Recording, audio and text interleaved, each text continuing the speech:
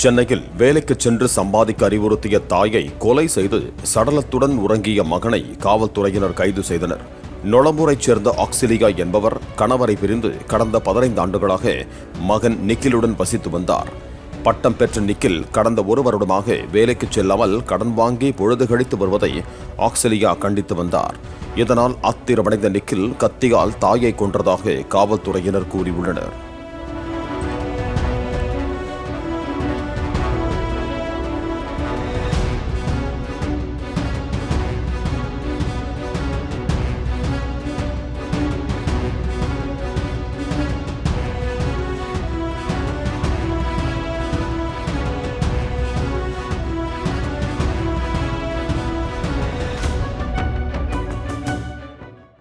Play store மற்றும் app ஸ்டோரில் இருந்து பாலிமர் செயலியை QR கோடு மூலம் பதிவிறக்கம் செய்யுங்கள்.